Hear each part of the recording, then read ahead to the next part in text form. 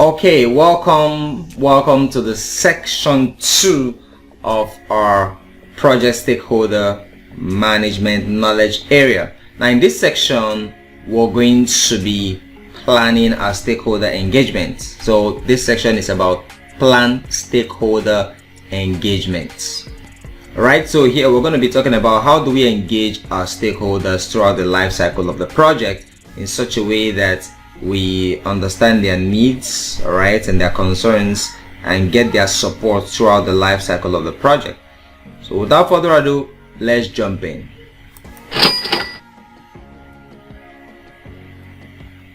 So firstly, an overview of the plan stakeholder engagement process. Planning stakeholder engagement involves developing strategies and approaches to effectively engage stakeholders throughout the life cycle of the project. This process aims to foster positive relationships, manage stakeholder expectations, and address their needs to ensure their support and contribution to project success. Alright, so the stakeholders have roles to play that will ensure the success of your project. So you want to have them engaged. You want to have them in such positions that their support is not hindered, all right, if you're going to have success of your project. So that's the reason you need to plan how to keep them engaged throughout the project life cycle. So by the end of this section, you should be able to understand the purpose and importance of the plan stakeholder engagement process, identify the inputs, tools and techniques, as well as the outputs of this process. And you will also learn how to build relationships with stakeholders, manage their expectations, address their needs, and ensure their contribution to project success. Okay? Now let's look at the objectives of this process, the plan stakeholder engagement.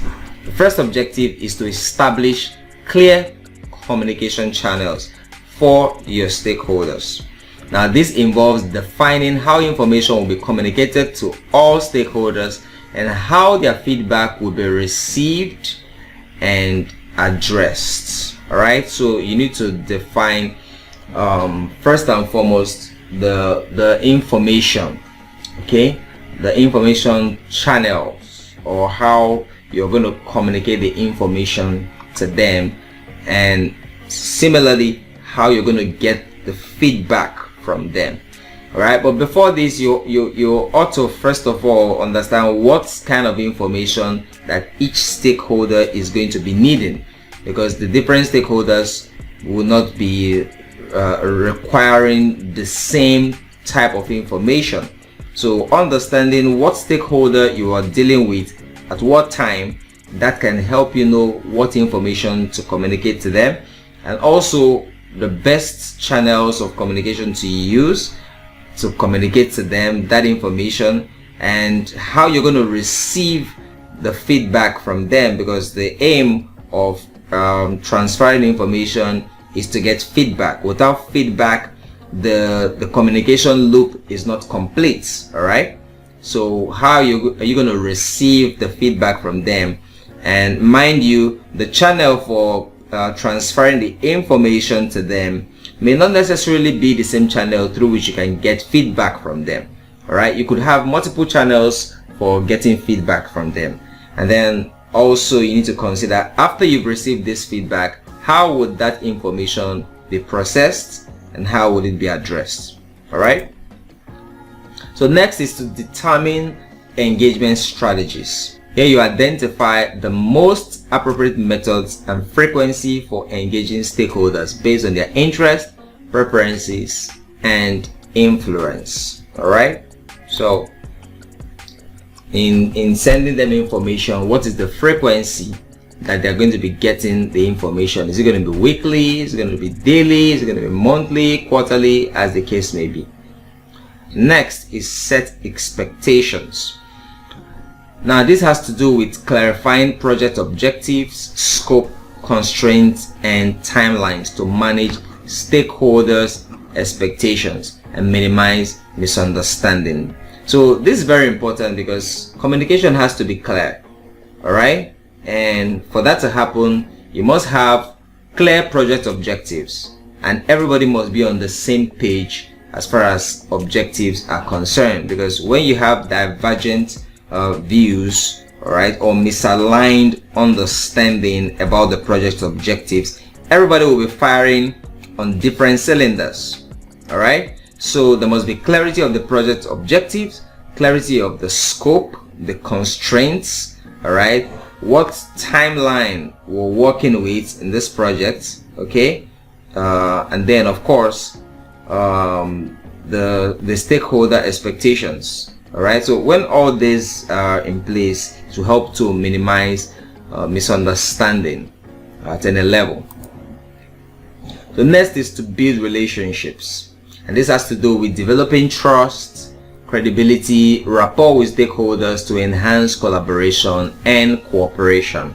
All right, so when it comes to building relationship, you want to do everything that is necessary to ensure that the stakeholders get to know you. All right, because someone can trust you, they don't know you.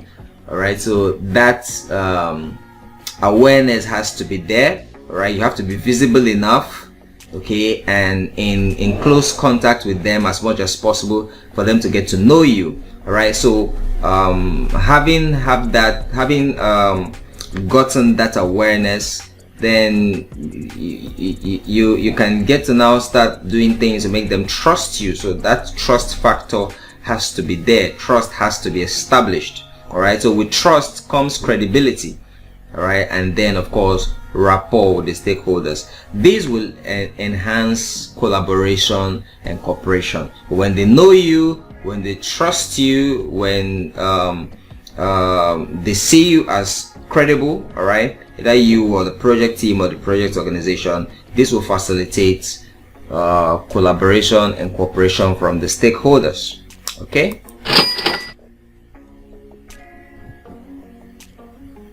All right, so let's look at the inputs of this process, the plan stakeholder engagement. So firstly, we have the stakeholder register. All right, this is the list of all the stakeholders that you have in the project. All right, and their characteristics, all the stakeholders that you have identified and their characteristics. Next is stakeholder analysis. Now, insights of stakeholder interest, influence, and communication preferences. Remember, this stakeholder analysis is an output from the first process we discussed in section 1, which is the identify stakeholder process.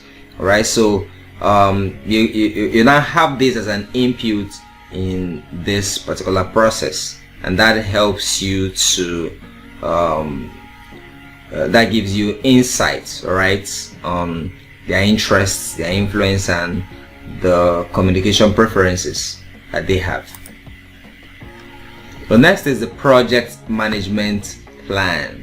Project management plan. This provides guidance on project objectives, the scope, the schedule, and the budget. Remember, we talked about having clarity of the project objectives, the schedule, the scope, as well as the budget. So this you can get from the project management plan. All right, the project management plan has detailed information about the project objectives, about the project scope, the schedule, as well as the budget. So that's why it's serving as an input in this particular process here. Next, we have enterprise environmental factors. These are industry standards, cultural norms, and organizational culture influencing stakeholder engagement practices. So you have to be mindful of the environmental factors within the project organization, all right, which can influence how you engage with the stakeholders. All right, so these factors include the standards within the industry, the cultural norm within the geographical location where the organization is located, all right, and the organizational culture itself, or the culture within the organization, the practices within the project organization itself. So these will all have influence on your stakeholder engagement practices, right? So that's why they serve as an input in this process. Okay.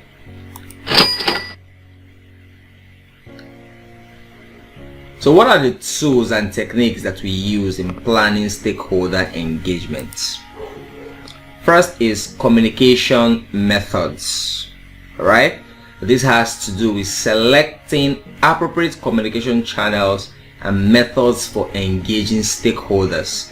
And this includes meetings, reports, emails, and social media platforms. All right. So are you going to be having meetings with them, right? Group meetings, one-on-one meetings, right? So we'll also have reports from those meetings, and then of course emails back and forth, and then possibly social media channels, okay, that you can use. So these are all communication channels that you can use. Face-to-face meetings is about face-to-face, right? And then of course other ones, reports, emails, social media platform. Today you have Facebook groups, right? You have Microsoft Teams, you have your WhatsApp, you have your Slack, you have your Google Meet, you have your Zoom.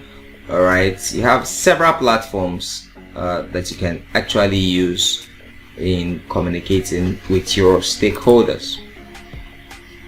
Next is stakeholder engagement matrix. This is a visualization of stakeholders' level of interest, influence, and desired engagement frequency. Right, so it's a matrix that gives you a pictorial representation or a visualization of the level of interest, influence, and engagement frequency that the stakeholders have. And next is the stakeholder engagement assessment matrix. Now this is an evaluation of stakeholders' current and desired level of engagement. So the stakeholders, they have a current level of engagement, and they also have a desired level of engagement, which may be feasible or not feasible. So that's why communication is also important. All right, so they also need to know what is possible for them and what is not possible, because they may be desiring some level of engagement that they don't have access to. You understand? So when you have the stakeholder engagement assessment matrix in place, then you should be able to understand their current and desired engagement level, and then in turn be able to communicate it appropriately with them. And lastly is expert judgments. This has to do with inputs from individuals with expertise in stakeholder management, communication, and relationship building. All right, so this comes very handy. As a project manager, you also have an expert judgment in this particular scenario. All right, but of course you may also have other experts who are good with stakeholder management. They're good with communication, conflict resolution, relationship building. For example, customer relationship managers, all right, customer service representatives.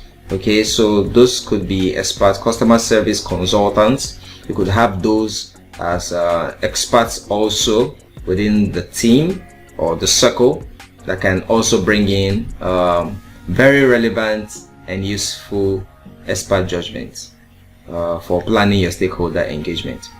All right, so let's look at the output of the plan stakeholder engagement. So firstly, we have the stakeholder engagement plan.